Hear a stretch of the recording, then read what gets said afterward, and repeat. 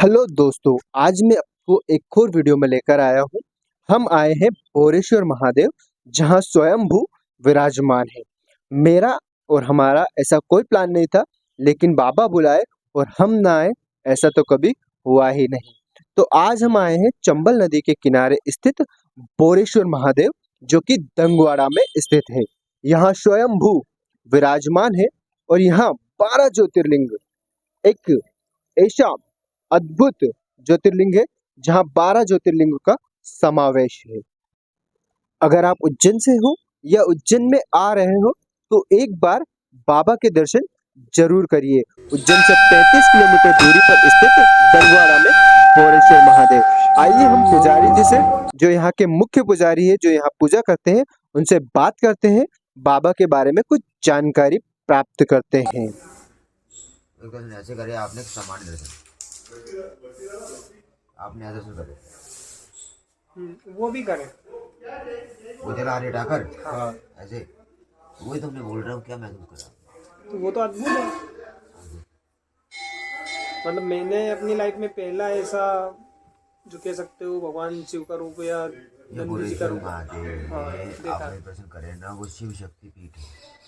शिव शक्ति पीठ है बाबा बोरेश्वर महादेव। 12 ज्योतिर्लिंगों का समावेश, 12 ज्योतिर्लिंगों का समावेश भी, और भारत की प्रथम शिव शक्ति पीठ है। 52 शक्ति पीठ है, 8 भैरव शक्ति पीठ है और 3 शिव शक्ति पीठ है। बोरेश्वर महादेव स्वयं लिंग, 4 प्रकार के शिवलिंग होते हैं। एक ज्योतिर्लिंग होता है जिसको भगत ने प्रसन्न करके भोलेनाथ को प्रकट करा, है ना। तो भोलेनाथ प्रकट हुए और अपनी ज्योत को वहां छोड़ गए, उससे ज्योतिर्लिंग प्रकट नाम से विख्यात हो गया ना।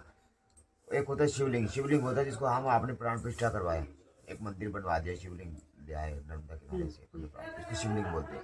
एक होता है स्वयंभुलिंग। स्वयंभुलिंग होता है जो स्वयं पाताल से निकलता है। बोरेश्वर महादेव जो है स्वयं प्रकट हो रहे हैं, दुखियों को दुख दूर करने के लिए बैठे हुए हैं यहाँ पे। हाँ जी। और एक होता है पार्थिव लिंग। पार्थिव लिंग उसे बोलते हैं जो घर के अंदर बनाया जाता है, एक थाली के अंदर मट्टी का छोटा छोटा शिवलिंग बनाया जाता है, पार्थिव लिंग, उसको पार्थिव लिंग कहते हैं। इस प्रकार के 4 तो ये 12 ज्योतिर्लिंग का समावेश है। बोरेश्वर महादेव, बोरेश्वर महादेव, इसके ऊपर से ओ की मात्रा हटा दो, क्या बन जाएगा जी? बारेश्वर। बारेश्वर जानी 12 ज्योतिर्लिंग का समावेश, 12 ज्योतिर्लिंग का मूल, भारत की प्रथम शिव शक्ति पीठ बोरेश्वर महादेव। 12 ज्योतिर्लिंग स्वयंभुलिंग, एक स्वयंभुलिंग में ज्योतिर्लिंग, पार्थिव लिंग, एक शिवलिंग। तो स्वयंभुलिंग स्वयं अपने अंदर महत्वपूर्ण।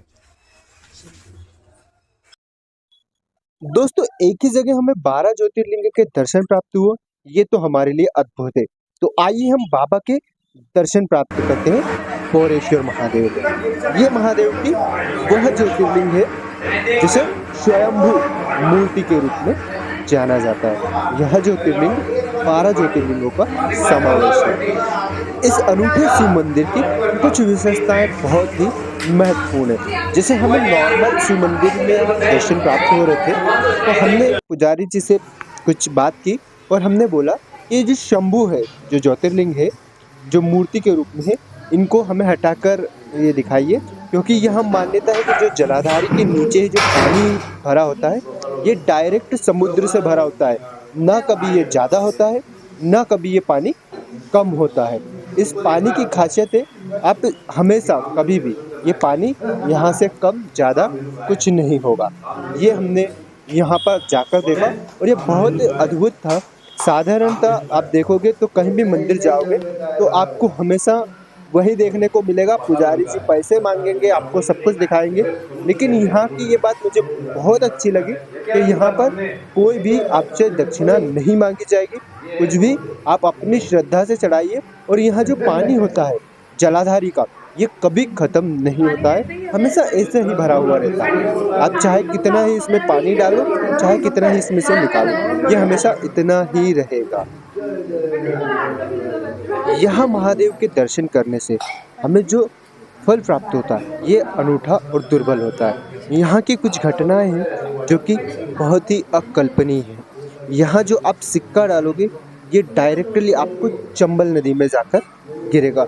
माँ चंबल नदी मंदिर की परिक्रमा करती है और यहाँ पर स्वयंभू लिंग मूर्ति के रूप में विराजमान है। कुछ समय पहले मंदिर में रात की टाइम पर घंटी और नगाड़े ये खुद अपने आप बजते थे और नंदी जी खुद रात में भक्तों को दर्शन देने आते थे।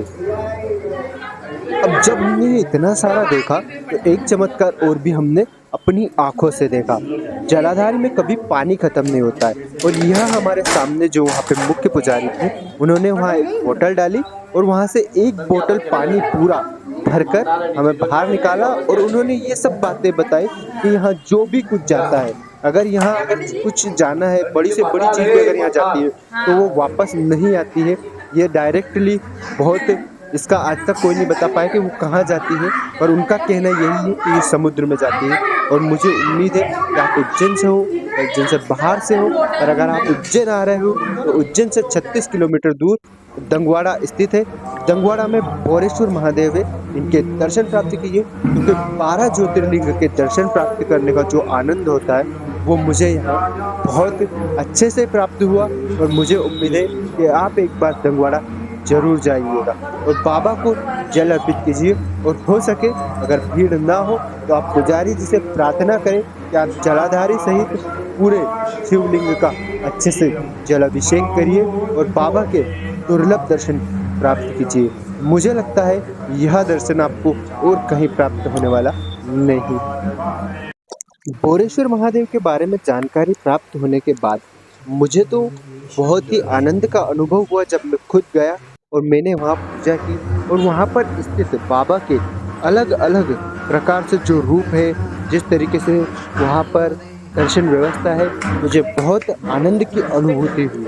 और वहाँ पर अगर आप देखोगे तो आपको हमारे जो इतिहास है उससे 500 साल पुराने जिस तरह से कलाकृतियाँ होती है, वैसे आपको माता जी की पूरी जो अपनी नव दुर्गा है उनके रूपों के दर्शन प्राप्त होंगे। वहाँ पर आपको काली माता से लेकर चामुंडा माता सभी के दर्शन आपको, 64 योगिनी माता, अम्बे माता सभी के दर्शन प्राप्त होंगे। मुझे उम्मीद है इस वीडियो से आपको कुछ सीखने को मिला होगा, लेकिन मुझे उम्मीद है कि मेरे वीडियो को आप देखने के बाद एक बार दंगवाड़ा आइए, बोरेश्वर देव के दर्शन कीजिए और दर्शन का लाभ प्राप्त कीजिए। मुझे बहुत अच्छा लगा बोरेश्वर महादेव के दर्शन करके और मुझे उम्मीद है कि उज्जैन वाले और उज्जैन आने वाले सभी श्रद्धालु महाकाल बाबा के दर्शन प्राप्त करने के बाद एक बार बोरेश्वर महादेव जाइए और वहाँ भी बाबा के दर्शन प्राप्त करिए। ऐसे ही वीडियो बनाता रहूँगा। आप मेरे चैनल को लाइक, शेयर एंड सब्सक्राइब कर दीजिए। बाबा की जय हो बोरेश्वर महादेव, जय श्री महाकाल, जय श्री राम।